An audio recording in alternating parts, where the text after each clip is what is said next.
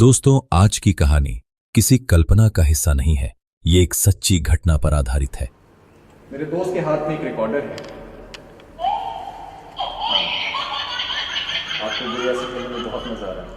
इस रहस्यमयी घटना की जांच खुद इंडियन पैरानॉर्मल एसोसिएशन के हेड गौरव तिवारी ने की थी। उन्होंने इस केस को अपनी टीम के साथ मिलकर गहराई से इन्वेस्टिगेट किया और जो सच सामने आया वो हैरान कर देने वाला था। तो चलिए कहानी शुरू करते हैं। दिल्ली की एक शांत सोसाइटी का फ्लैट नंबर 402।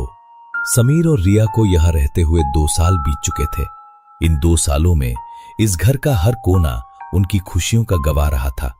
हंसी, बातें, झगड़े और फिर मनाने की आदत, सब कुछ इसी घर की दीवारों में बस गया था। लेकिन आज की रात कुछ अलग थी। घर में पसरी खामोशी में अजीब सा डर था, जैसे कोई अनदेखी मौजूदगी हवा में खुली हुई हो। समीर अपने लैपटॉप पर काम कर रहा था। कीबोर्ड की आवाज उस सन्नाटे को तोड़ रही थी। रिया, तुम देख रही हो? ब्रूनो पिछले 2 घंटे से उस खिड़की के पास मूर्ति की तरह बैठा है। क्या बात है? वही तो मैं सोच रही हूँ समीर। हम 2 साल से यहाँ हैं। ब्रूनो ने कभी ऐसा नहीं किया। देखो ना, उसकी आंखें कैसे उस खिड़की के बाहर अंधेरे में गड़ी हुई हैं, जैसे वहां कोई खड़ा हो। अरे रिया, कोई बिल्ली बिल्ली होगी। बेकार में डर रही हो तुम। 2 साल में पहली बार इस घर से डर लग रहा है। साफ है तुम थक गई हो। वो लैपटॉप बंद करते हुए उठा। चलो सो जाते हैं, सुबह सब ठीक लगेगा। रिया ने कुछ कहने के लिए मुंह खोला, फिर चुप रह गई। उसकी नजर फिर से ब्रूनो पर चली गई, जो अब भी बिना पलक झपकाए अंधेरे को घूर रहा था, जैसे वहां सच में कोई खड़ा हो। रात तो जैसे तैसे कट गई, लेकिन सुबह सूरज की पहली किरण के साथ ही समीर ब्रूनो को लेकर अस्पताल लेकर गया। ब्रूनो की खामोशी अब समीर को भी डरा रही थी। देखिए मिस्टर समीर, मैंने ब्रूनो का पूरा चेकअप कर लिया है। फिजिकल कोई बीमारी नहीं है, हार्ट रेट भी नॉर्मल है। लेकिन डॉक्टर, ये कल रात से बिल्कुल गुमसुम है।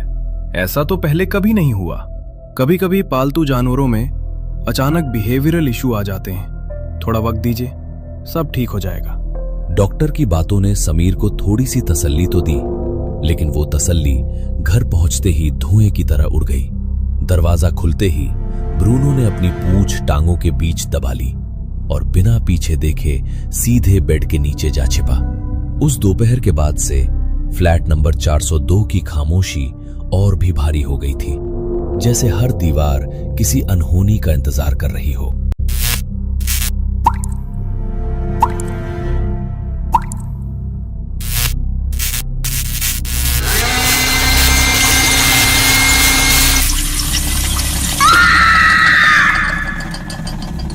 रिया की चीख सुनते ही समीर घबराकर किचन की तरफ दौड़ पड़ा।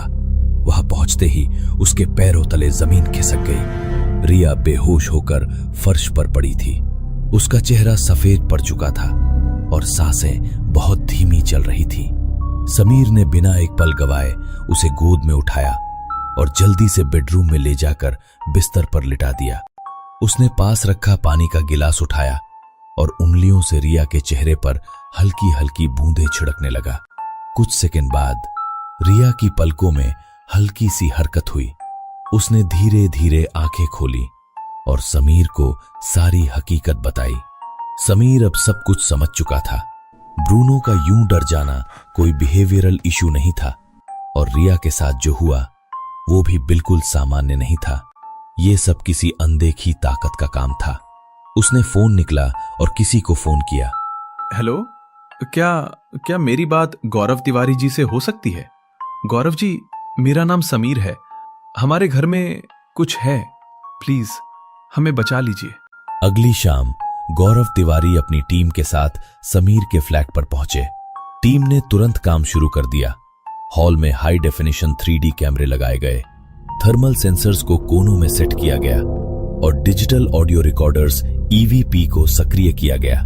गौरव की टीम के सदस्य आर्यन हाथ में EMF मीटर लिए पूरे कमरे की स्कैनिंग कर रहे थे। गौरव, हॉल के नॉर्थ ईस्ट कॉर्नर में EMF फ्लक्चुएशन बहुत ज्यादा है। ऐसा लग रहा है जैसे यहाँ कोई इलेक्ट्रोमैग्नेटिक फील्ड को मैनिपुलेट कर रहा है। ठीक है आर्यन, बाकी कैमरे उसी तरफ फोकस करो। अब हमें इससे बात करनी होगी।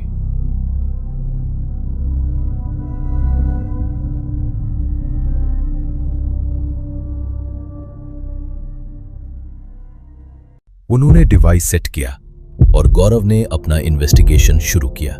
अगर यहाँ कोई ऊर्जा मौजूद है तो क्या आप हमसे बात करना चाहेंगे? हमने यहाँ एक डिवाइस रखा है। अगर आपका जवाब हाँ है तो एक बार बीप करें, अगर ना है तो 2 बार। समीर, इसने जवाब दिया। आप जो भी हो, क्या आप इस घर में पहले से रहते हैं? क्या आप समीर या रिया को जानते हैं? क्या आप यहाँ किसी और की वजह से आए हैं? गौरव का इतना कहते ही अचानक बीप की आवाज तेज हो गई और डिवाइस बिना रुके बजने लगता है। गौरव, ईएमएफ मीटर की बैटरी अचानक ड्रेन हो रही है। 90% से सीधे 5%। सारे कैमरे एक साथ बंद हो रहे हैं। तभी ब्रूनो जोर से कराहने लगा और तभी समीर की मोबाइल की रिंग बजी।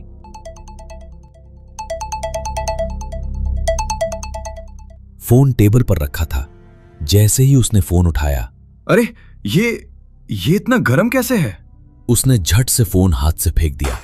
गौरव ने बिना कुछ कहे रुमाल निकाला, उसी से फोन को उठाया और धीरे धीरे कान के पास लेकर फोन से आने वाली आवाज सुनने की कोशिश करने लगा। लेकिन तभी ब्रूनो बेहोश होकर गिर पड़ा। उसकी हालत देखकर रिया रोने लगी। समीर, प्लीज देखो इसे। देखो ना, ये सांस भी ठीक से नहीं ले रहा। मुझसे ये सब देखा नहीं जा रहा। मुझे बहुत डर लग रहा है समीर। प्लीज इसे अभी हॉस्पिटल लेकर जाओ। समीर ब्रूनो को उठाकर हॉस्पिटल के लिए निकल जाता है। घर में अब भारी सन्नाटा है। गौरव तिवारी हाथ में टॉर्च लिए उस खिड़की की ओर बढ़ते हैं जहां अब कोहरे के पीछे एक नौजवान का साया साफ दिखने लगा था। गौरव को एहसास हो चुका था कि ये कोई साधारण रूह नहीं है। गौरव ने मन में कुछ सोचा और रिया से कहा, रिया, हमें मकान मालिक से अभी मिलना होगा। लेकिन इस वक्त? हाँ, इसी वक्त, क्योंकि अब जो कुछ भी यहाँ है वो छिपने के मूड में नहीं है।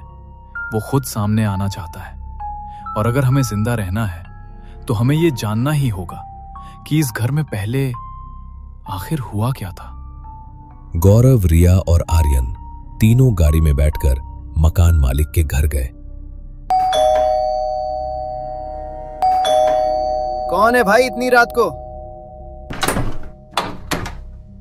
अरे आप लोग? यार इतनी रात को यहाँ आने की क्या अर्जेंसी थी? कल सुबह बात नहीं हो सकती थी क्या? बात बहुत ही सीरियस है, आपके मकान के बारे में। क्या आप बता सकते हैं कि समीर और रिया के पहले वहां कौन रहता था? और वो जो भी कोई है वो अब कहाँ है? तुम्हें उससे क्या? आप बात को समझिए। वहां आपके मकान में बहुत अजीब अजीब चीजें हो रही हैं। अगर आपने सब कुछ साफ साफ नहीं बताया तो समीर और रिया की जान जा सकती है। क्या जान जा सकती है? हाँ, जान जा सकती है। गौरव की बात सुनकर मकान मालिक ने बताना शुरू किया। उसका नाम अंकुश था, एक सीधा साधा लड़का। किसी लड़की ने उसे बहुत बुरा धोखा दिया था। वो सदमा झेल नहीं पाया और उसने उसी कमरे में खुद को आग लगा ली थी। पूरा कमरा जलकर खाक हो गया था। आग लगा ली थी? हे भगवान! और आपने हमें पहले क्यों नहीं बताया कि उस घर में ये सब हुआ था? क्या बता देता? अगर तुम्हें ये बता देता तो क्या तुम वो फ्लैट किराए पर लेते? 2 साल पहले की बात थी। पुलिस केस हुआ और सब शांत हो गया। अब उसे खोदने का क्या फायदा? क्या फायदा? उस मकान में अंकुश की रूह लौट आई है। अब सीधे सीधे उसके बारे में बताइए, नहीं तो उस मकान को आपको हमेशा के लिए बंद करना पड़ेगा। मकान मालिक ने अंकुश के बारे में जो भी उसे पता था वो सब कुछ बता दिया। रिया को घर छोड़कर गौरव और आर्यन अंकुश के घर पहुंचे। उन्होंने अंकुश की मां से पूछताछ शुरू की। गौरव बेटा, अंकुश कायर नहीं था। एक लड़की ने उसे शादी के वादे किए और फिर किसी और के लिए उसे छोड़ दिया। अंकुश को धोखे से नफरत थी। उस लड़की ने मुझसे मेरा बेटा छीन लिया। गौरव और आर्यन ने अंकुश की पूरी कहानी ध्यान से सुनी। उसके हर शब्द में दर्द था, हर याद में अधूरापन। गाड़ी से लौटते वक्त पूरा वक्त गौरव एकदम शांत था। न कोई सवाल, न कोई प्रतिक्रिया। बस खिड़की से बाहर देखते हुए गहरी सोच में डूबा हुआ था। उसके दिमाग में क्या चल रहा था, यह सिर्फ वही समझ सकता था। कुछ देर बाद वे रिया के घर पहुंच चुके थे। घर के अंदर अब भी अजीब सी खामोशी पसरी हुई थी। रिया बेचैनी से उनका इंतजार कर रही थी। जैसे ही गौरव अंदर आया, उसने सीधे रिया की आंखों में देखा। कुछ पल तक वो चुप रहा, फिर गंभीर और भारी आवाज में बोला, अंकुश को उन लोगों से नफरत थी जो प्यार में धोखा देते हैं। उसे सुकून तब मिलता था जब वो तुम दोनों को साथ देखता था। उसे लगता था कि उसका प्यार नाकाम रहा, पर दुनिया में वफादारी अभी भी जिंदा है। लेकिन गौरव, फिर कल रात और आज ये सब क्यों हुआ? क्योंकि पिछले कुछ समय से उसे महसूस हुआ कि इस घर में वफादारी खत्म हो गई है और अंकुश को धोखे से सख्त नफरत है। धोखा? कैसा धोखा?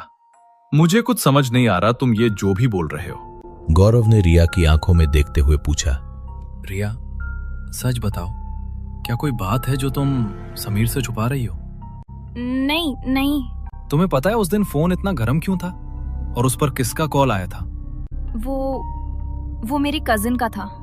इतना कहते ही लाइटें तेजी से फ्लक्चुएट करने लगी। कमरे में अजीब सा डर फैल गया। रिया कांप गई। फिर उसने धीरे धीरे सच बताना शुरू किया।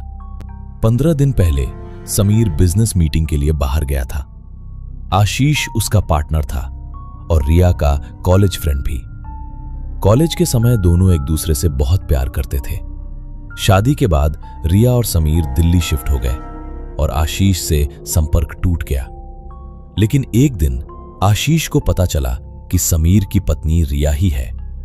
बस फिर आशीष ने दोबारा रिया से संपर्क किया और पुराना प्यार फिर से जाग उठा। उस दिन मोबाइल पर आशीष का ही फोन आया था। आशीष का नंबर देखकर अंकुश ने ईएमएफ मीटर के जरिए बात करना बंद कर दिया और उसके गुस्से की वजह से फोन बहुत ज्यादा गर्म हो गया था। गौरव ने जब आशीष की बात सुनी, हेलो रिया, कल मैं फ्री हूं, क्या कल मिल सकते हैं हम? तो गौरव को तभी यकीन हो गया था कि 2 साल से शांति सुकून से भरे घर में अचानक से ऐसी सारी घटनाएं कैसे शुरू हो गई। रिया, तुम्हें लगा ये किसी को पता नहीं चलेगा, लेकिन अंकुश की रूह ये सब देख रही थी। इस धोखे की वजह से अंकुश ने तुम्हें तकलीफ देना शुरू किया। रिया, ये तुम क्या बोल रही हो? बोलो कि ये झूठ है। नहीं समीर, ये सब सच है। मुझे माफ कर दो समीर, प्लीज मुझे माफ कर दो। रिया और समीर के बीच बहस बढ़ती जा रही थी। समीर के मन में गुस्सा और दर्द दोनों थे। वो रिया को माफ करने के लिए तैयार नहीं था। आखिरकार उसने तलाक की बात कह दी। उसी क्षण घर की लाइट्स फिर से फ्लक्चुएट करने लगी। तभी गौरव ने बीच में आकर कहा, बस करो तुम दोनों। अंकुश नहीं चाहता कि तुम लोग अलग हो जाओ और रिया को अपने किए पर सच में पछतावा है। कहते हैं पछतावे की अग्नि इंसान की अंतरात्मा को शुद्ध कर देती है। रिया का मन भी उसी आग में जल रहा था। उसकी आंखों में सच्चा पछतावा साफ झलक रहा था। समीर का दिल पिघल गया। उसने रिया को माफ कर दिया और उसे अपनाने का फैसला किया। उस दिन के बाद अंकुश की आत्मा ने उन्हें कभी परेशान नहीं किया। लेकिन कहानी यहीं खत्म नहीं हुई। अगले दिन गौरव की नजर अखबार की एक खबर पर पड़ी। मुंबई के एक हॉन्टेड हॉस्टल में युवक पर भूतों ने किया बेरहमी से हमला। खबर पढ़ते ही उसके चेहरे का रंग बदल गया। उसे एहसास हुआ कि यह मामला सामान्य नहीं है। उसने तुरंत मुंबई जाने का फैसला किया। समीर और रिया के घर का सफलतापूर्वक रहस्य सुलझाने के बाद क्या गौरव हॉस्टल के इस नए रहस्य की भी गुत्थी सुलझा पाएगा? जानने के लिए देखिए अगला एपिसोड।